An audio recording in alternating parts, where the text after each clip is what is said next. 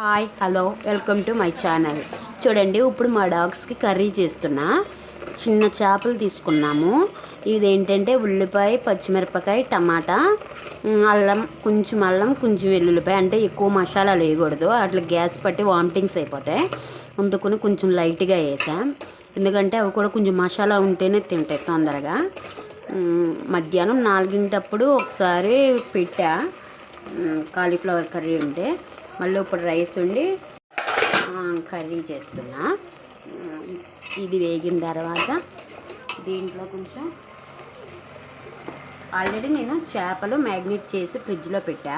చిన్న చేపలు మేము తిన్నాము వాటికి, అవి కని ఉన్నాయి కదా, పిల్లలకు పాలు రావట్లేదు సరిగ్గా, అందుకని అన్నం తింటాయి కానీ కొంచెం పాలు తాగుతాయి. ఇది ఒక కారం, అంటే అన్నిట్లోకి కలవాలి కదా, కొంచెం కారం. దాంట్లో పసుపు వేసా, కొంచెం పసుపు,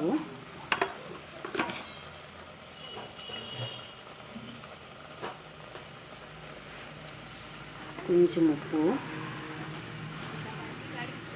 ఆల్రెడీ దాంట్లో కూడా ఉప్పు వేసి కలిపి పెట్టా. దాంట్లో ఇప్పుడు చింతపండు వేయను, ఈ మ్యాంగో వేస్తా, ఇది తురిమే వేసేస్తా దాంట్లో.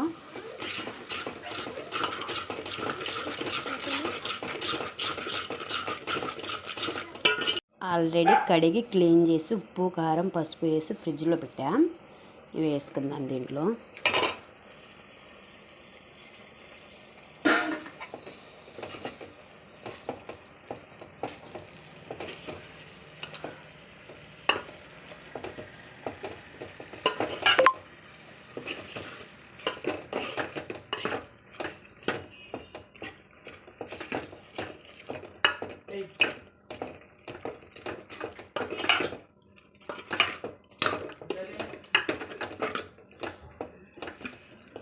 ఇవి మొత్తం 10 పిల్లలు, 2 పెద్ద కుక్కలు, మొత్తం 12 కుక్కలకు సరిపోవాలి కాబట్టి కొంచెం వాటర్ ఎక్కువ పోస్తున్నా.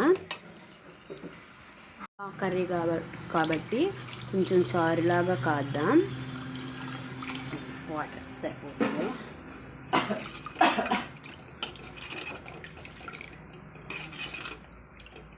ఇప్పుడు దాంట్లో కొంచెం ఇవి మగ్గిన తర్వాత టమాటా, ఈ మ్యాంగో కోరుకుని వేసేసుకున్నాం.